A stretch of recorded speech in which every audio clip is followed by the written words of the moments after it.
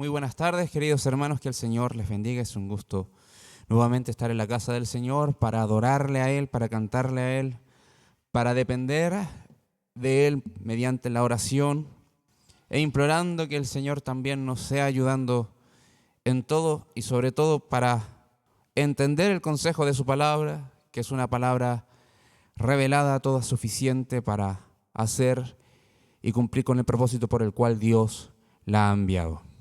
Así que vamos a tener un tiempo de oración, vamos a estar también clamando al Señor por este tiempo, para que el Señor use a este hombre, pero mayor que eso es que la palabra de Dios entregada sea obrando en los corazones. Así que oramos a Él. Padre, en glorioso nombre de Jesús, oramos para que tú hagas tu buena obra. Preparamos nuestros corazones, cantamos a ti, oramos a ti, pero dependemos absolutamente de la suficiencia de las Escrituras, del obrar del Espíritu Santo.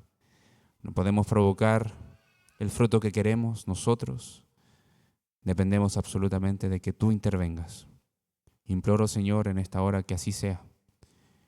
Interven en nuestros corazones, obra en nosotros para amarte más y serte fiel, y esa fidelidad permanezca hasta el día de tu venida.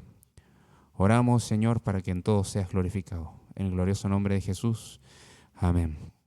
También saludar a la visita a quienes nos están acompañando hoy. Damos gracias al Señor por la invitación que recibieron, que es motivo también por el cual están acá. Así que alabamos al Señor por ello. Bien, vamos a seguir con la predicación, la serie de predicaciones que hemos estado llevando a cabo en el libro de Deuteronomio, el quinto libro de la Biblia. Estamos en el capítulo 24, ya.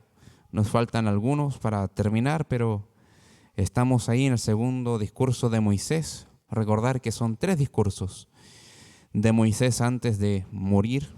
Estaba en sus últimos días y invirtió sus fuerzas en el poder del Señor para anunciar la verdad, anunciar la ley con la cual el pueblo de Israel debía de obedecer y adorar a Dios, debía de servir al Señor por medio de la obediencia a la ley. Y para introducir lo que quiero exponer y lo que nos va a exponer las Escrituras hoy, es con la siguiente pregunta: ¿qué tan cerca estarías de una persona que está con una enfermedad altamente contagiosa? ¿Qué tan cerca estarías? ¿Qué tan dispuesto estarías tú para ayudar a esa persona? Quizás no tenemos que usar mucho la imaginación, debido a que hace unos años atrás estuvimos con una grave pandemia. Incluso en los hogares, los matrimonios, cuando uno de los dos quedaba contagiado dependiendo de la gravedad, dormía en la pieza habilitada para visitas. No fue mi caso, porque nos contagiamos juntos, pero estábamos ahí los dos apoyándonos. Pero, ¿por qué se tenía ese cuidado? Debido a que la enfermedad o la infección era demasiado contagiosa. Ahora, ese es un caso. ¿Qué pasaría? ¿Qué tan dispuestos estamos a ayudar a esa persona que sabemos que está de escasos recursos y viene desesperadamente a nosotros para solicitar un pedazo de pan o dinero para pagar una cuenta de un suministro básico? ¿Qué haríamos nosotros? Sé que a lo mejor ya ha experimentado eso y ha respondido con limpia conciencia, con el ánimo de querer ayudar a esa persona, sea creyente o no. Pero un tercer caso: ¿qué pasaría si el Señor le bendice a usted con grandes recursos, capacidades para gestionar empresas, y se genera la posibilidad de que creyentes que están en la iglesia, que no están con trabajo, usted sea esa puerta de trabajo? Delante del Señor tendría que ser honesto para definir el trato con el cual llevaría la jornada laboral de ese hermano, de ese creyente. Y no solamente un creyente. ¿Qué pasaría si viniesen a golpear la puerta por busca de trabajo un incrédulo? ¿Cómo tratarías, con qué criterios tomarías tú la responsabilidad de ser un empleador? Bueno, si se dan cuenta, el texto que estamos atravesando en Deuteronomio apunta a diferentes situaciones, apunta hacia diferentes instancias, pero lo fundamental es que el criterio de cómo debemos de responder ante esas cosas es el criterio que ha establecido el Señor por medio de su verdad revelada, que es la Biblia. Cuando nosotros nos desenvolvamos en ello, debemos demostrar el carácter de nuestro Dios. Y el llamado para la iglesia hoy por medio del texto que vamos a leer es el siguiente: por los mandamientos de Dios, la iglesia debe de vivir en amor y justicia. O justicia y amor. Por los mandamientos de Dios, la iglesia debe de vivir en amor y justicia. No es opcional la forma en la que debemos de comportarnos. Si somos creyentes, tenemos una autoridad que está sobre nosotros por toda la eternidad, que es Dios. Dios ha revelado cómo debemos de responder delante de Él en el trato con los otros, frente a la necesidad, frente a circunstancias de responsabilidad, frente a necesidades que podemos ver en el día a día. Vamos a ver la palabra del Señor. Vamos a leer del versículo 8 hasta el versículo 15. Dice: en cuanto a la plaga de la lepra, ten cuidado de observar diligentemente y hacer según todo lo que os enseñaren los sacerdotes levitas, según yo les he mandado, así cuidaréis de hacer. Acuérdate de lo que hizo Jehová, tu Dios, a María en el camino después que saliste de Egipto. Cuando entregares a tu prójimo alguna cosa prestada, no entrarás en su casa para tomarle prenda. Te quedarás afuera, y el hombre a quien prestaste te sacará la prenda. Y si el hombre fuere pobre, no te acostarás reteniendo aún su prenda. Sin falta le devolverás la prenda cuando el sol se ponga, para que pueda dormir en su ropa. Y te bendiga, y te será justicia delante de Jehová tu Dios. No oprimirás al jornalero pobre y al menesteroso, ya sea de tus hermanos o de los extranjeros que habitan en tu tierra dentro de tus ciudades. En su día le darás su jornal, y no se pondrá el sol sin dárselo, pues es pobre y con él sustenta su vida, para que no clame contra ti a Jehová y sea en ti pecado. El título de este sermón es: tu vida necesita amor y justicia. Tu vida necesita amor y justicia. Y lo que podemos ver en los primeros dos versículos es que Dios regula el trato con la persona en necesidad, en este caso una persona enferma de lepra. Y es interesante el texto porque el versículo 8 habla de una plaga, y la plaga se entiende como golpe. Es el concepto que se escribe aquí en Deuteronomio, en las Escrituras. La plaga es un golpe, es un juicio, es un castigo.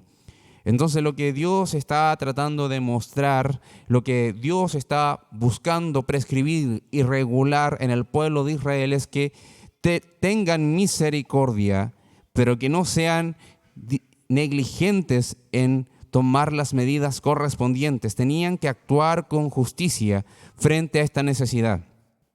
En los tiempos bíblicos encontramos mucho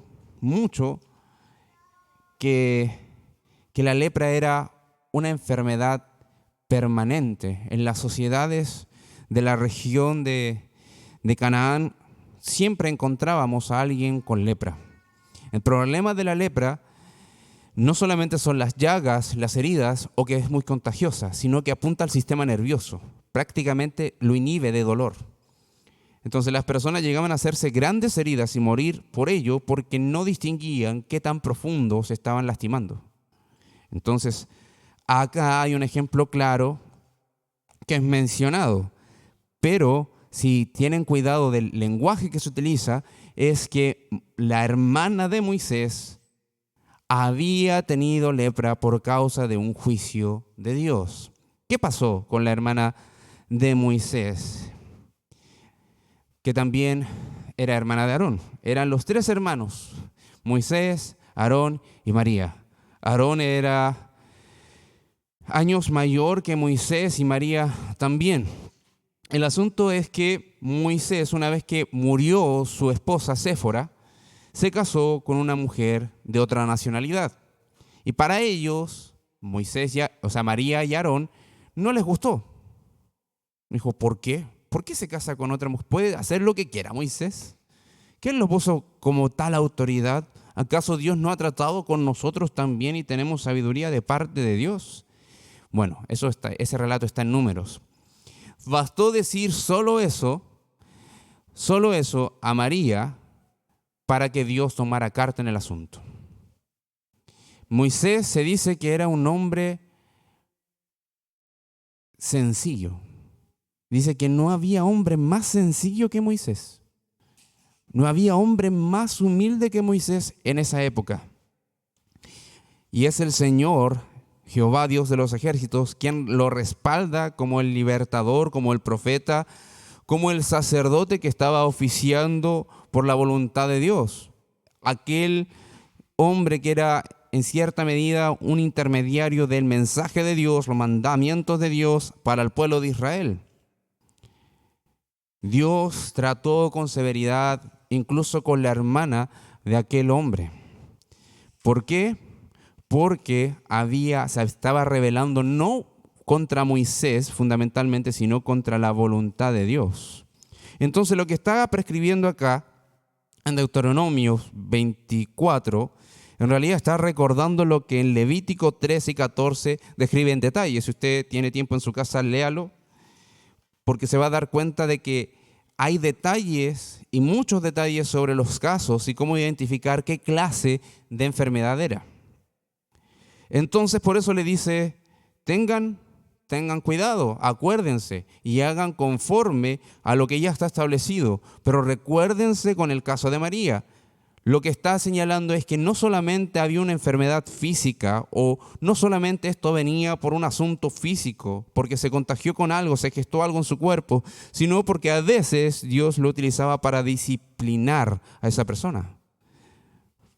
Disciplinar a esa persona. Y es lo que pasó con María en Números 12, si no mal recuerdo. Y esto es importante. Esto es importante. Porque tenían que observar diligentemente la ley para que el sacerdote no era solamente alguien que oficiaba la ceremonia y la guía del pueblo de Dios para honrar y amar a Dios mediante el servicio, sino que también, al parecer, tenía un aspecto médico. De hecho, les dice, cuando pase esto, llévenselo al sacerdote y él tendrá que examinar. Y mientras examine, después te va a dar el diagnóstico, la receta. Tú haces lo que se tiene que hacer dependiendo del caso.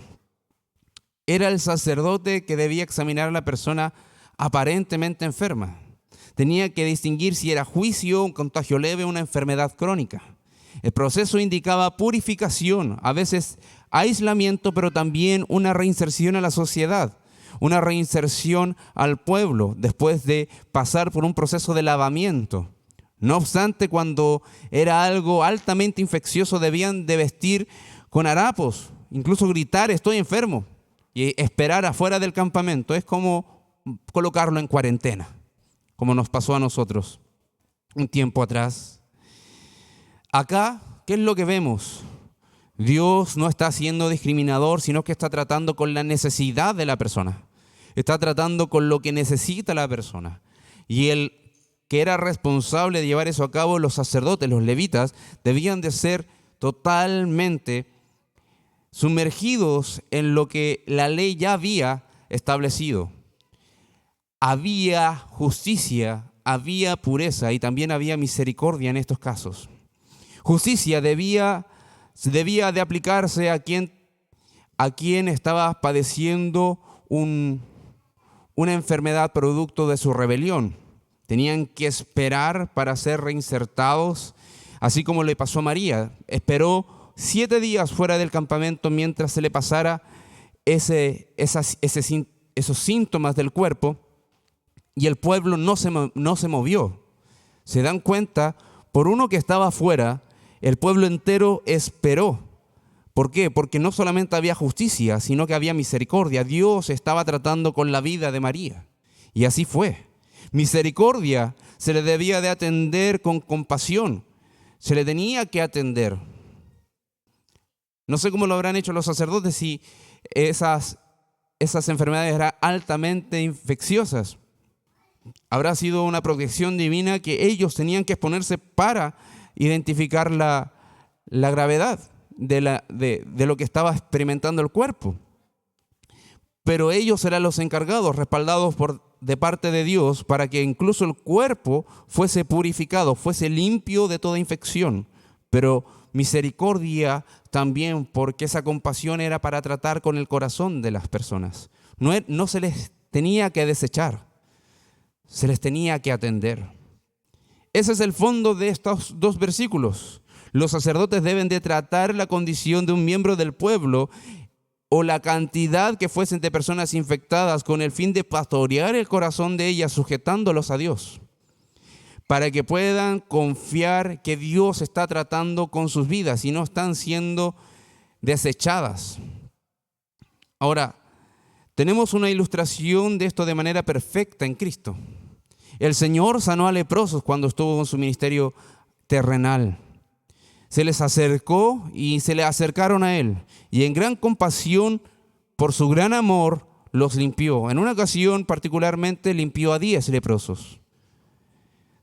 En Lucas 17, del versículo 11 al 19, dice así: yendo Jesús a Jerusalén, pasaba entre Samaria y Galilea, y al entrar en una aldea le salieron al encuentro 10 hombres leprosos, los cuales se pararon de lejos y alzaron la voz diciendo: Jesús, Maestro, ten misericordia de nosotros.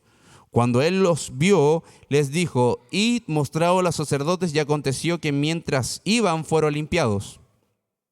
Entonces uno de ellos, viendo que había sido sanado, volvió glorificando a Dios a gran voz, y se postró rostro en tierra a sus pies, dándole gracias, y este era samaritano. Respondiendo Jesús, dijo: ¿no son 10 los que fueron limpiados? ¿Y los 9? ¿Dónde están? ¿No hubo quien volviese y diese gloria a Dios, sino este extranjero? Y le dijo: levántate, vete, tu fe te ha salvado. ¿Qué es lo que vemos acá? Acá el Señor fue bondadoso hasta con los incrédulos. Los 10 fueron sanados y uno volvió creyente. Vio la gracia del Salvador y uno volvió. Pero cuando le obedecieron a la orden de Jesús, fueron sanos por la gracia de Jesús. El Señor les manda que presenten los sacrificios que el Levítico señala. Aquel que es purificado tenía que ofrecer sacrificio. Y se describe en Levítico 13 y 14, para que lo lean más tarde. De camino vieron sus cuerpos libres de lepra, y eso significaba inmediatamente una reinserción en la sociedad. Era un cambio de vida totalmente.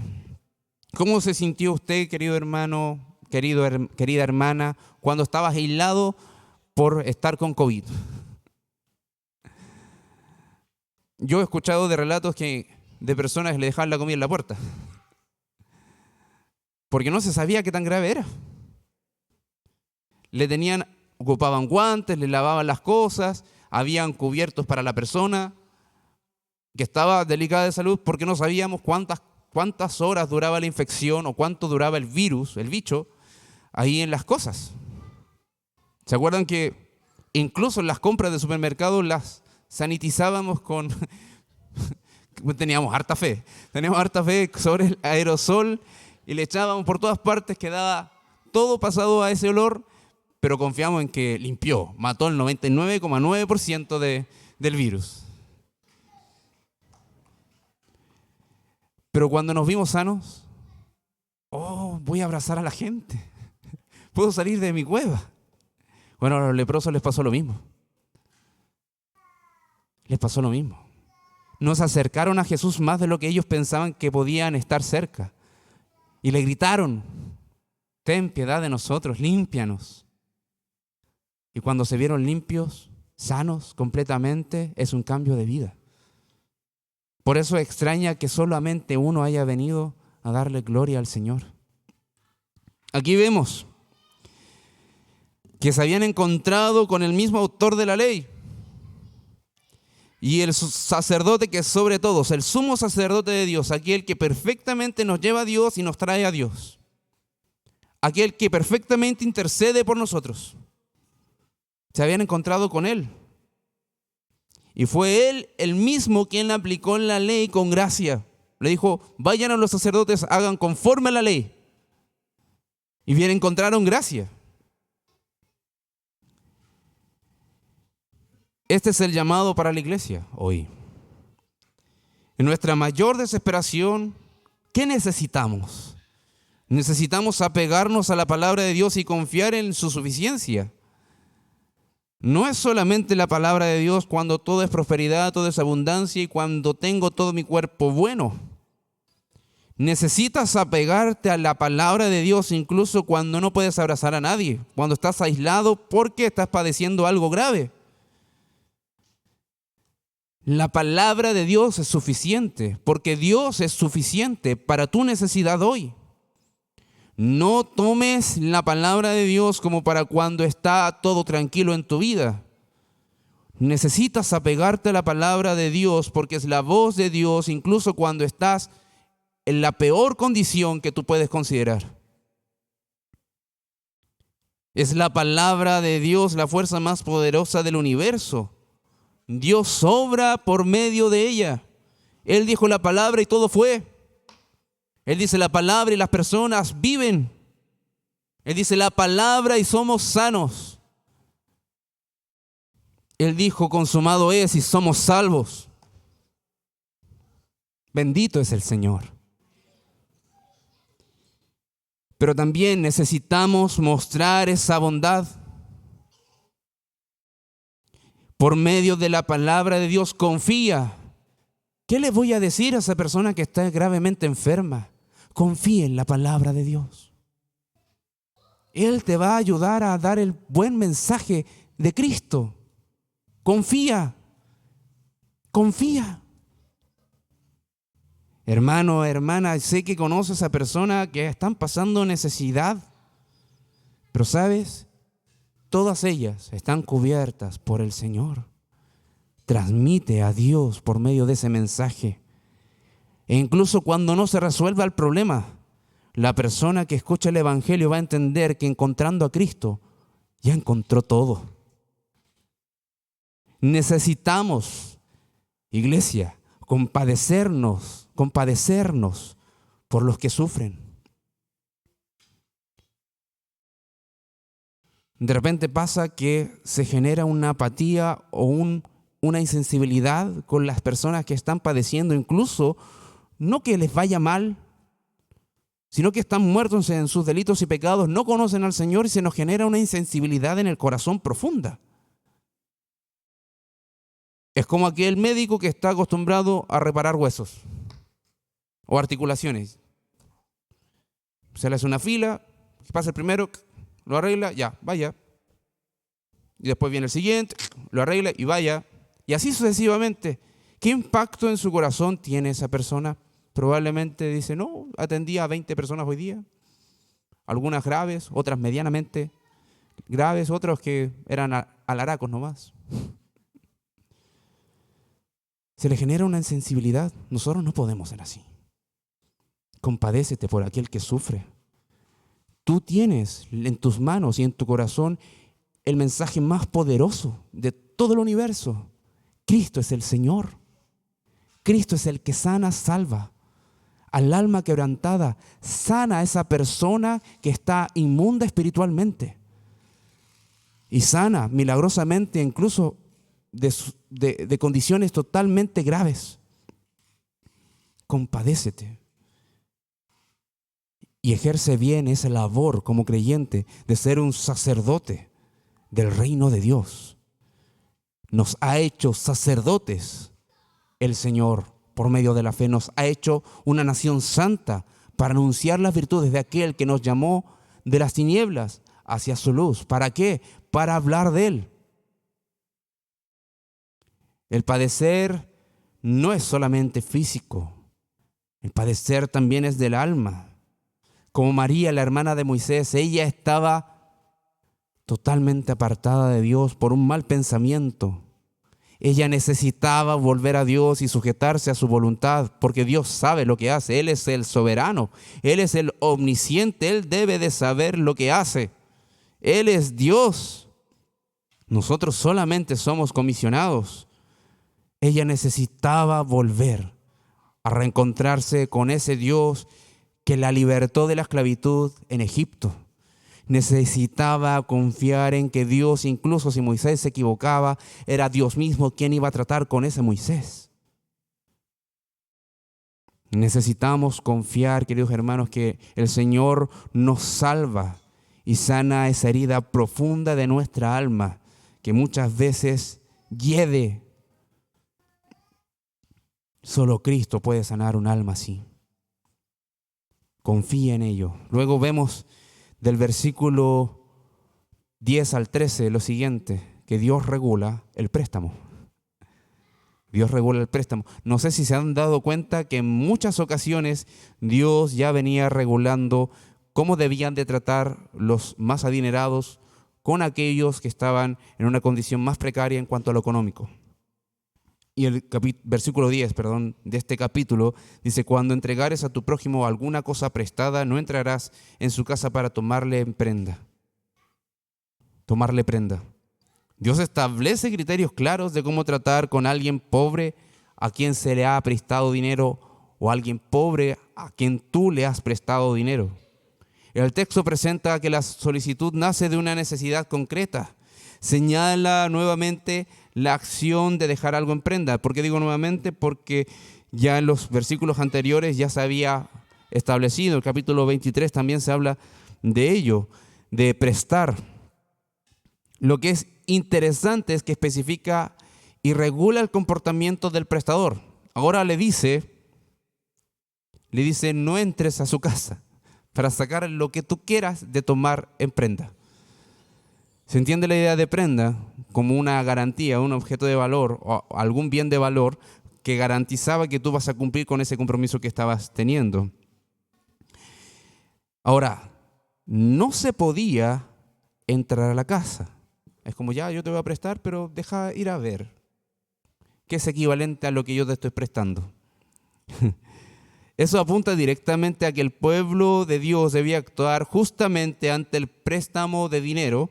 Aunque el dinero era propio, no se podía ser inconsistente o inconsciente del motivo por el cual está pidiendo. Necesidad. No es que quiera gastar en sus deleites, está pasando hambre. O necesita resolver algo en su casa. Por eso, el que solicitó el préstamo pidió dinero. No por otra cosa. Así que el que estaba prestando debía entender la necesidad de su hermano. Debía de entender la necesidad de su prójimo. El versículo 12 y 13 establece que aún hecha efectiva la entrega de la prenda, tenía que devolverla al anochecer si es que era necesario. Si es que estaba tan empobrecida la persona o si estaba tan expuesta a la necesidad que era lo que tenía para abrigarse. Le dice, no vas a dormir. No te vas a acostar hasta que tú le hayas devuelto la prenda.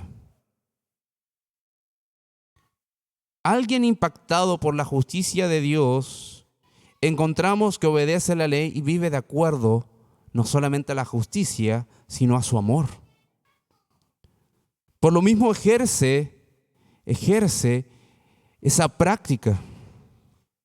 Por eso cumple con ello, no con un corazón que en cierta medida está titubeante porque está desconfiando de la persona que le pueda devolver. En los bancos, cuando nosotros queremos pedir un préstamo, te dicen, dame garantía de que vas a poder pagar.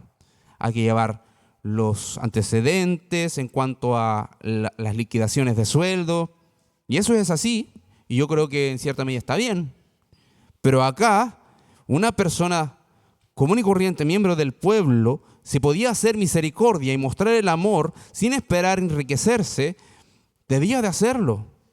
porque es Dios mismo quien había hecho algo así con ellos. Dios no le estaba pidiendo intereses de vuelta por haberlos libertado de la esclavitud en Egipto. No. Les había mostrado toda su bondad, toda su gracia, toda su misericordia. Y no le estaba pidiendo intereses, sino le estaba pidiendo una simple fidelidad a Él. ¿Cómo debían de ser estos préstamos sin intereses, sin coerción para volver a pagar? Págame o si no te voy a quitar esto. La extensión del préstamo va más allá incluso del año sabático. Recuerden que en la ley, en Deuteronomio 15, encontramos que hay un año, el séptimo año, así le llamaban, que era el año del perdón. Toda deuda en ese momento era cancelada. Y leamos un poco de Deuteronomio. Nos vendría bien quizá un año así. ¿Lo pensé o lo dije? No sé. Bien, cada 7 años hará remisión. Y esta es la manera de la remisión. Perdonará a su deudor todo aquel que hizo empréstito de su mano con el cual obligó a su prójimo. No lo demandará más a su prójimo o a su hermano, porque es pregonada la remisión de Jehová. Porque es pregonada la remisión de Jehová. Del extranjero demandarás el reintegro, pero lo que tu hermano tuviere tuyo, lo perdonará tu mano, para que así no haya en medio de ti mendigo, porque Jehová te bendecirá con abundancia en la tierra que Jehová tu Dios te da por heredad para que la tomes en posesión. Si escuchares fielmente la voz de Jehová tu Dios para guardar y cumplir todos estos mandamientos que yo te ordeno hoy, ya que Jehová tu Dios te hará bendecido, como te ha dicho, prestarás entonces a muchas naciones, mas tú no tomarás prestado. Tendrás dominio sobre muchas naciones, pero sobre ti no tendrán dominio. Y esto es interesante, porque cualquiera que se pueda dar cuenta, si saca una buena ecuación, va a estar contando los años. Entonces, mientras más cerca estemos del séptimo año, ¿qué haría alguien con un pensamiento lógico? No estoy disponible para prestar. Pero, versículo 9 de ese mismo capítulo, ¿qué es lo que dice? Guárdate de tener en tu corazón pensamiento perverso diciendo, cerca está el año séptimo, el de la remisión, y mires con malos ojos a tu hermano menesteroso para no darle, porque él podrá clamar contra ti a Jehová y se te contará por pecado. Qué increíble. El Señor aquí refleja el corazón humano que muchas veces es oportunista.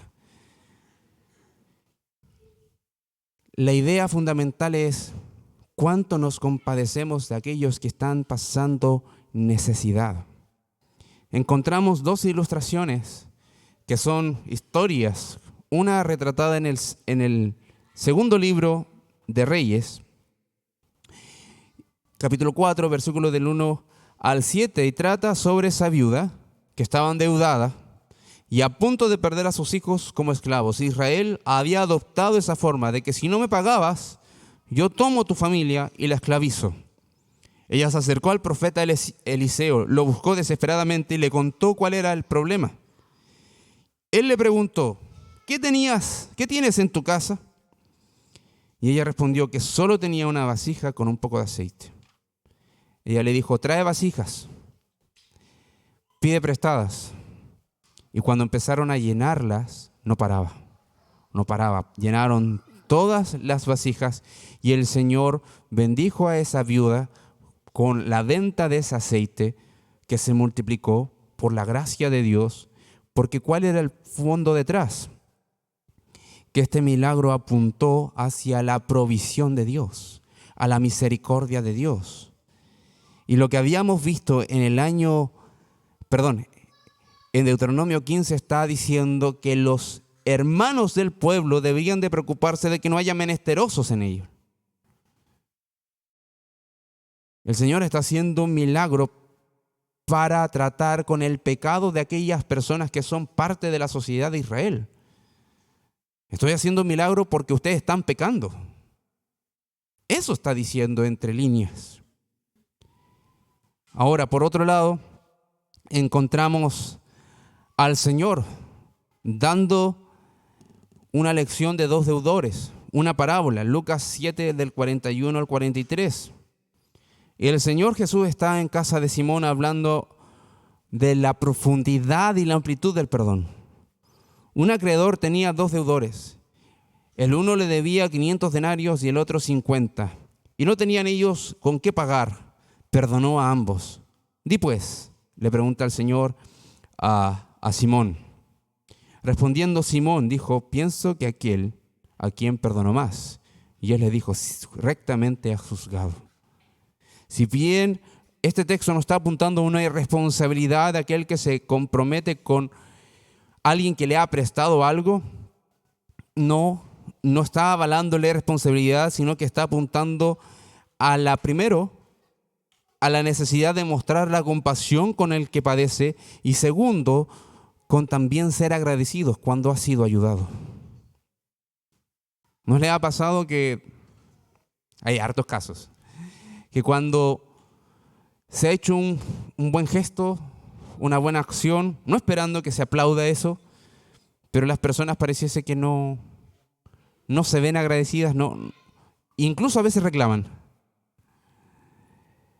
Chicos, perdón, hermanos, hermanas, me acordé de la escuela, que también hago clase en una escuela. ¿Y qué es lo que sucede acá? El Señor está hablando sobre el perdón que da de nuestros pecados. Alguien que es consciente de que Dios ha perdonado todas nuestras maldades, entre ellos algunas cosas vergonzosas y algunos otros pecadores que han salido de crímenes, el Señor es bondadoso para cubrir con su gracia, con perdón, toda deuda que tenemos delante de Él. Ese mismo sentir deberíamos tener frente a la necesidad de aquel que ayudamos y no puede devolvernos con lo que lo ayudamos. Para la iglesia es un llamado a entender que la bondad no nace de filosofías políticas. La compasión y el ser generoso no nace de un pensamiento ideológico político, sino nace del corazón de Dios. El Señor ha sido compasivo con todo el universo, con todo el mundo, con toda criatura que Él ha creado ha sido compasivo. Incluso la misma lluvia nos da testimonio de su bondad y su amor. La misma lluvia es testimonio de que Dios es generoso con todos, porque para todos hace llover y todos se benefician de la lluvia. Para todos hace salir el sol y todos se benefician del sol. Y el Señor entregó su mensaje llamando a muchos que viniesen en arrepentimiento y fe, y no le dice cuando vienen a Él confiando en su gracia, diciendo, tengo anotados todos sus delitos, esto te va a salir caro. Después me lo vas a devolver. Disfruta el perdón, pero después me lo vas a devolver. No. El Señor voluntariamente saca de su mente o borra nuestros delitos. Cuando decimos que perdonar es olvidar, esa frase está mal dicha y es incompleta. Porque alguien que perdona es consciente de la ofensa. No está esperando al Alzheimer para decir, te perdono. ¿De qué valdría un perdón así? Si la persona se le olvidó porque es desmemoriada, no vale de nada. Un perdón es un perdón profundo y completo, íntegro, cuando se sabe la ofensa y la gravedad de esa ofensa. El Señor voluntariamente borra esa ofensa con su sangre. Y eso es maravilloso. Ahí podemos encontrar la magnitud de su amor. Y eso debería en nosotros generar corazones agradecidos. Y si tenemos la oportunidad de ser generosos. Por último, vemos acá un tercer caso, que es Dios regula el trato con el trabajador. Dios regula el trato con el trabajador. Y lo primero que dice el versículo 14, dice, no oprimirás al jornalero pobre y menesteroso. Yo les pregunto a ustedes, hermanos, hermanas, ¿cuál es la razón por la que trabajamos? Si no se trabaja, no se vive. Si un día nos queremos tomar de ese eslogan y decir, chao jefe, a final de mes, ¿cómo nos va? Mal. Todos en cierta medida estamos reflejados en eso. Y todos estamos siendo en cierta medida resguardados por esto. A no ser que haya alguien aquí que tiene una herencia de una realeza de algún país lejano de Europa y que no tenga necesidad de trabajar. Conversando con todos, probablemente no encuentre esa realidad. Así que en el versículo 14, cuando dice a los empleadores, no oprimas al trabajador que es pobre y que necesita, estamos todos involucrados. En Israel pasaba que muchas veces los terratenientes abusaban de aquel que no tenía mucha educación.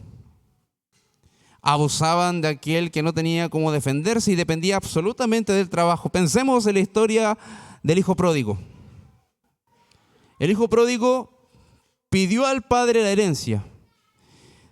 Lo mató en vida a su padre. Eso es lo que está diciendo. Pásame mi herencia, padre, porque quiero ir a disfrutar. Lo mató en vida, porque la herencia se recibe una vez que el testador muere.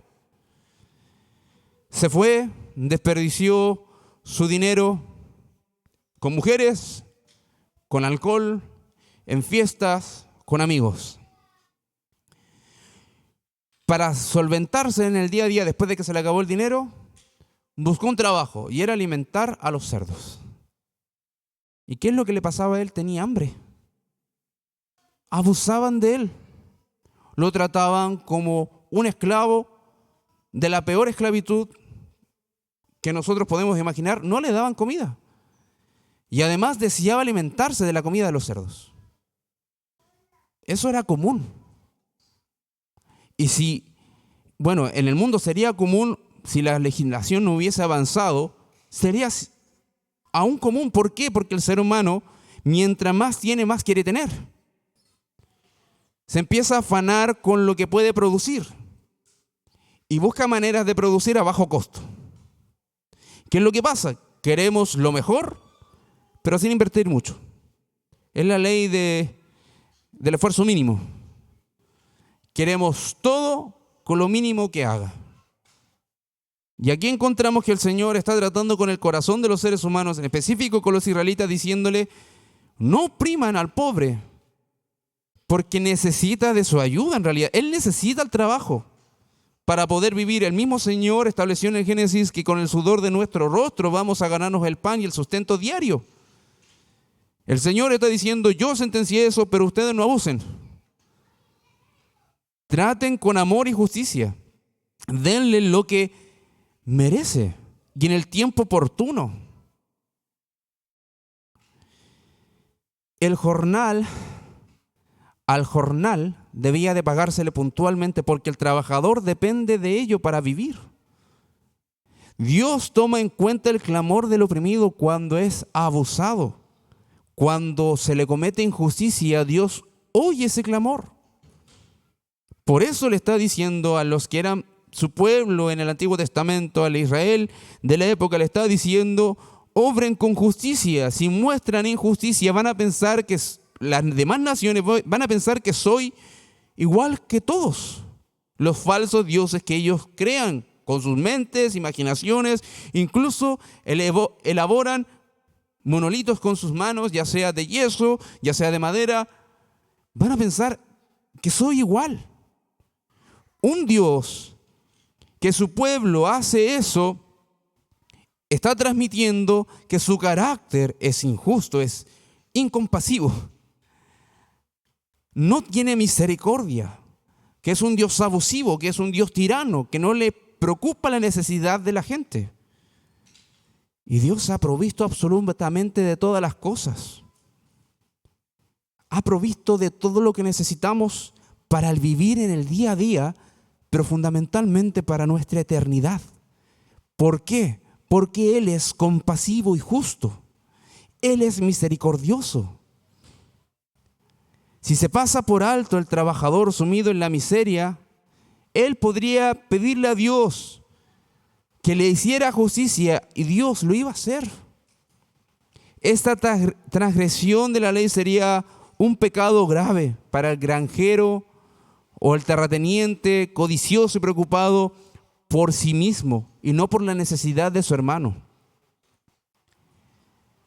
Cuando el trabajador honesto, y aquí pobre y menesteroso, necesitado, mendigo, clama al Señor, el Señor le iba a responder, iba a tratar con dureza a aquel que era adinerado. Una ilustración para ir cerrando dice en Santiago 5:4, lo mismo le explica el medio hermano de Jesús a la iglesia de la época, del primer siglo. He aquí, clama el jornal de los obreros que han cosechado vuestras tierras, el cual por engaño no les ha sido pagado por vosotros. Y los clamores de los que habían cegado han entrado en los oídos del Señor de los ejércitos. En el periodo de la iglesia está diciendo lo mismo que en Deuteronomio. ¿Por qué? Porque habían creyentes adinerados, bien adinerados, que abusaron de la buena fe de los hermanos que fueron contratados por ellos para que trabajaran en sus tierras.